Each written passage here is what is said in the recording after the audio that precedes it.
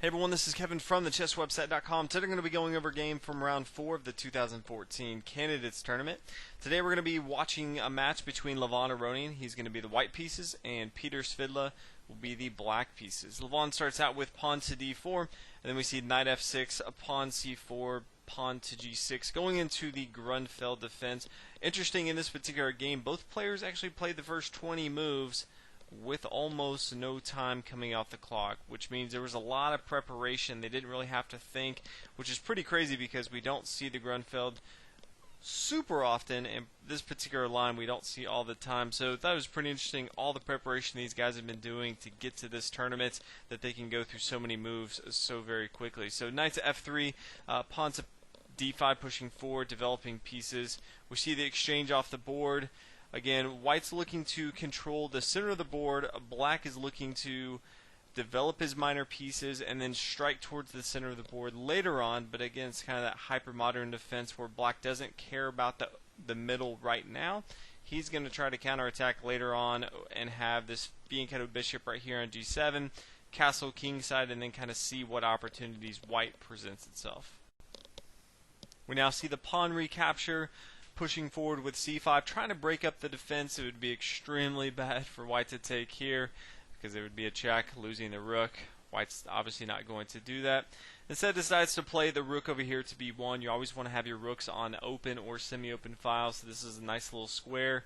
It basically blocks this bishop from coming outside and doing much because it could just come down here and take this pawn here on b7. So we see castle on the king side and then bishop here to e2, getting ready to castle on the king side as well.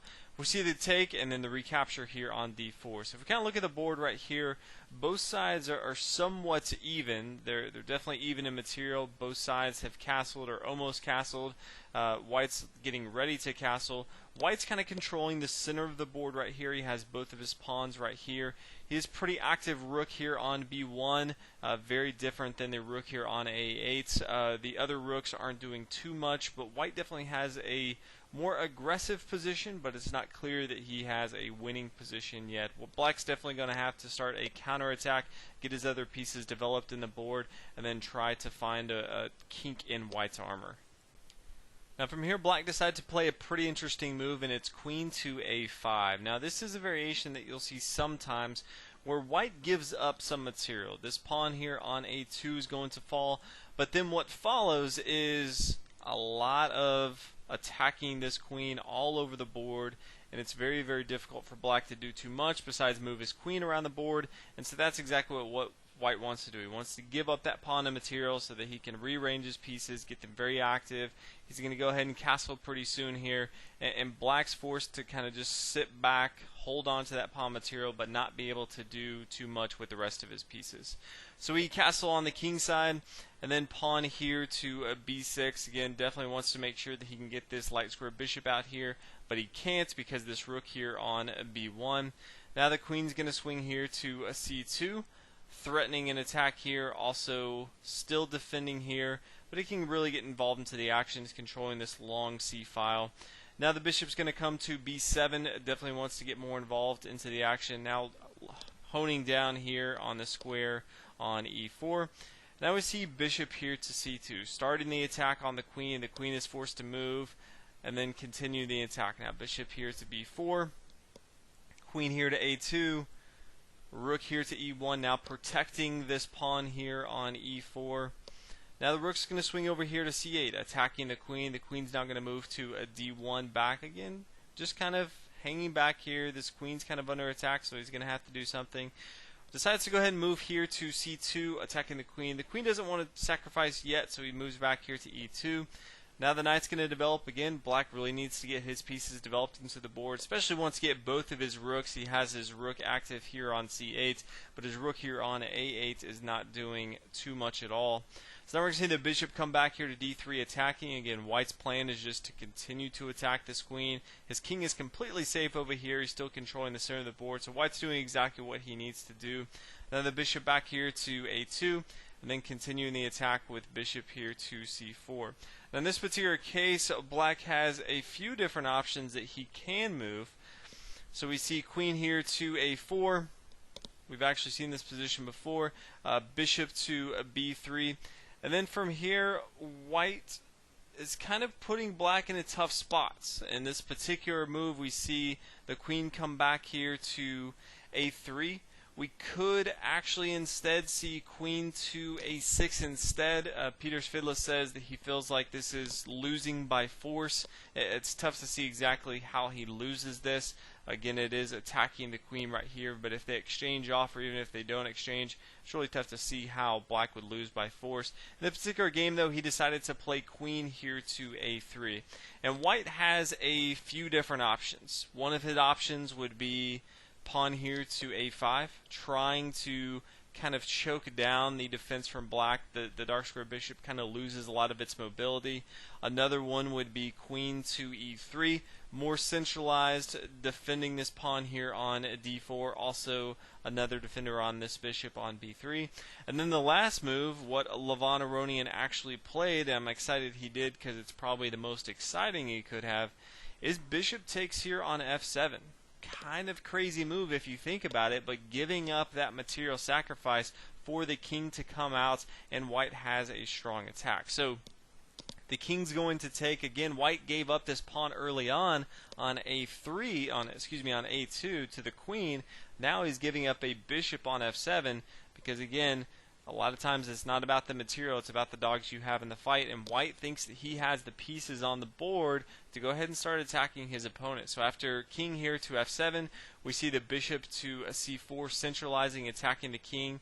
After the pawn comes to e6, stopping that. Now we get the knight involved. So knight here to g5. Again, Levon Aronian starting to really attack. After the king now moves, now the knight's going to swing in, take here on e6. The king here on e8 is completely exposed. Yes, black is up in material, but he's definitely going to have his work cut out for him, trying to stop all of the attackers that white has on board. White really needs to get his rooks involved. He is protecting this pawn on e4. He can start to push forward. He has two passed pawns in the center of the board, which are always dangerous. He needs to get his other rook involved into the game. His dark square bishop can be a huge benefit to him. So that's kind of what both sides are looking to do. Black's just trying to hold on as long as he can. If he can trade down pieces, that's not going to be the worst thing. If he can get towards the end game, he's definitely going to have a better end game because he has more material on board. Black wisely brings his queen back here to e7. Again, he didn't have any real defense in front of his queen, so he decides to bring his most trusted ally, his queen, back here to e7. Now, in the particular game, as I was watching, I really expected to see pawn to d5. I thought this was a clear-cut way anytime you are attacking, especially if you have been giving up some material. You don't want to give up any more material. And pawn to d5 does a lot of things, but it strengthens, has a nice little outpost here on e6. Also threatens this knight here on c5. In this particular game, though, pretty interesting move, I think, from Levon Aronian. And he plays knight takes here on g7, giving up material here on g7. Again, he kind of wants to open up the door for his pawns here on d4 and e4. He doesn't want to have anything to get in the way. And I guess he just wanted to go ahead and trade that material. He didn't want to have to worry about this dark square bishop kind of ruining his fun for these passed pawns here in the center of the board. Now we're going to see a bishop here to d3. Again, it needs to be a little more centralized. He also has the threat of pawn here to d5, attacking the knight, and also a discovered attack on the queen here on g7. So black has to be very, very careful about that. Decides to play his knight back here to d8. Now, he did have other options. He could have taken with his knight here on d4. This opens up a lot of crazy stuff. It is attacking the queen right here, so again, he can't do anything too crazy.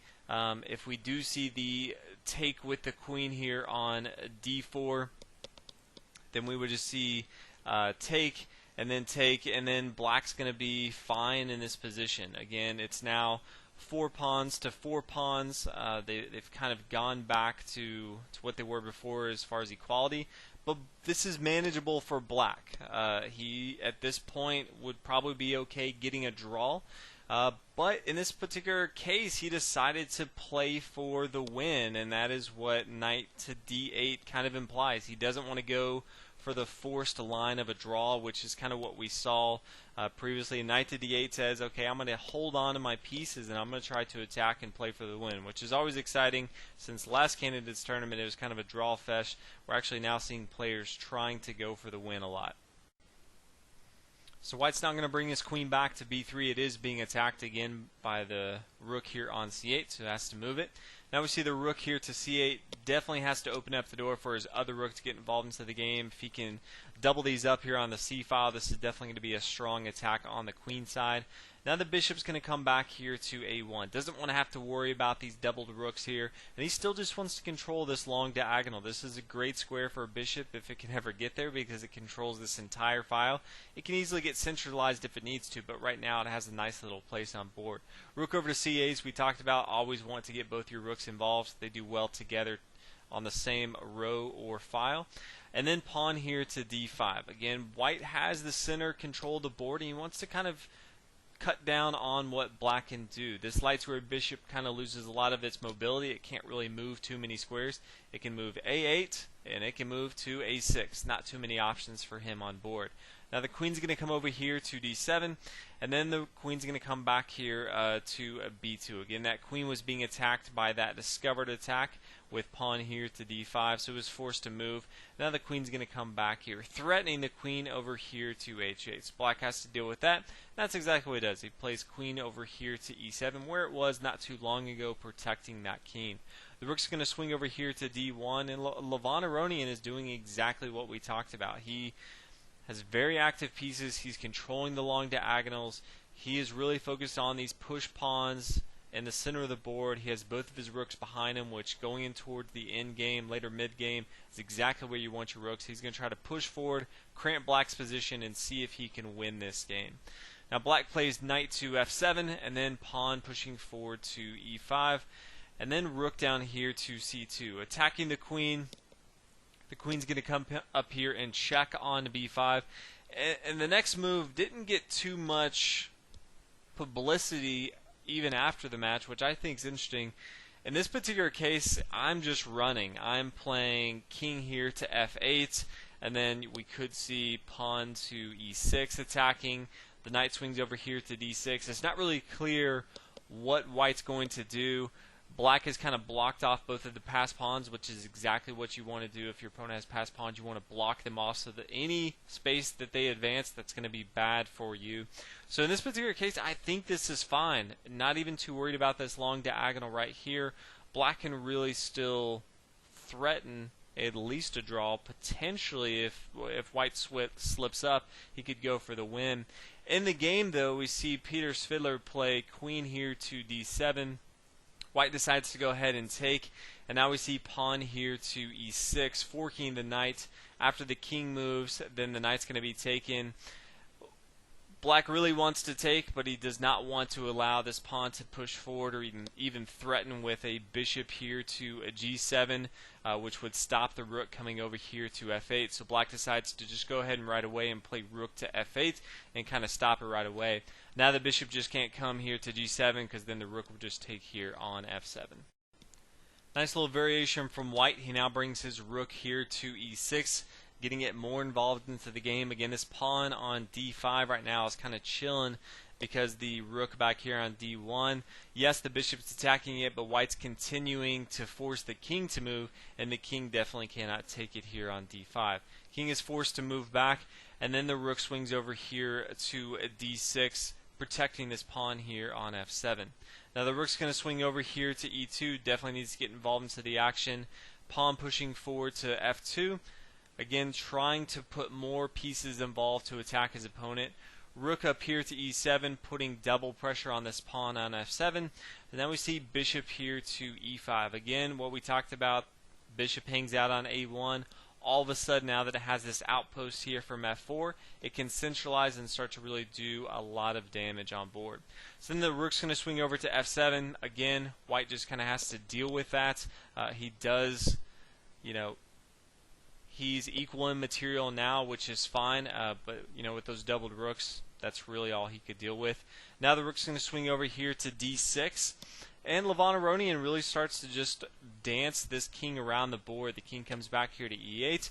Now the rook over here to e1. We have a discovered attack if this bishop decides to move. So we see the rook swing over to e7, blocking that. Now the rook's going to swing over here to c1, getting ready to come up the board if he needs to. And then we see the rook here to f7, trying to double up on this 7th rank. Anytime you can control the 7th rank for your opponent, if you're white, that's going to be good. So black tries to stop that. We see bishop here to f6, attacking the rook here on e7. Rook's coming over here to d7 again. Black is fine if white decides to go ahead and exchange off pieces, because if he can get out of here with a draw, that would be a victory for Peter Svidler. Now the rook's going to swing over to e6. A little bit different situation now that the bishop's here on f6. A rook can no longer come here to e7. Then the king's going to come to f8. And then we see the pawn push forward, no longer being attacked by the bishop here on b7. And it's now again protected by the rook here on e6. Then we have king over here to g8, pushing forward with h4. Had a few other options. He could have tried something else, but sure, h4 is probably not the worst move. Rook to f8, pushing back. Bishop here to g5, protecting both the pawns since the rook is attacking it. King here to f7.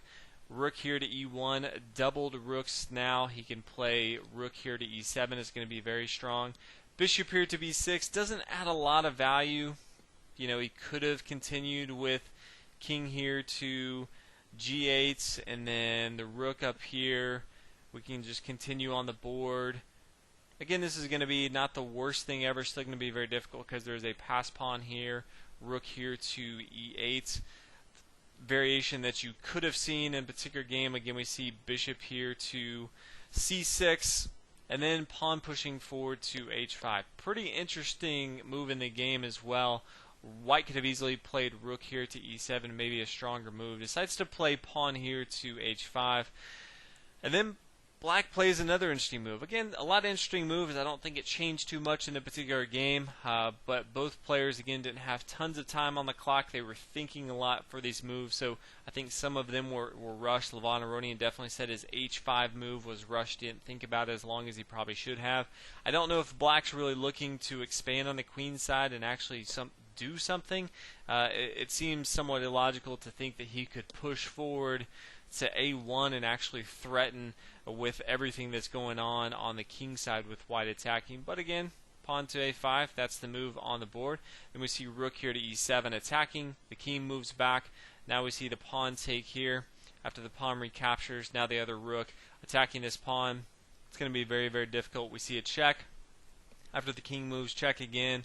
The king comes back, and then rook here to e6. There's just too many threats on board. There's no way to really stop all of the attacks. Again, white also has these two pass pawns.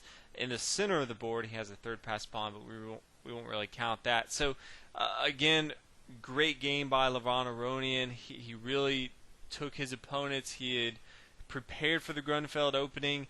Peter Svidler said he had that nice little deviation, playing his queen down here instead of queen to a6. He thought that game of a fighting chance. He later on said he probably should have just played for the draw. He did play that knight to d8, which thought would give him a chance to later on potentially find a weakness and play for the win. All in all, Levon Aronian, though, after losing that first match to Vishy Anand, has come back and won 2 matches, so he's not far off the lead. Vishy Anand still leading the tournament, but strong play here by the number 2 ranked player in the world. Definitely interested to see how he finishes this tournament. So hopefully you guys enjoyed the video. Again, if you haven't already, like the new Facebook page. I'll have a link in the description, and I'll see you on the next video. Thanks for watching.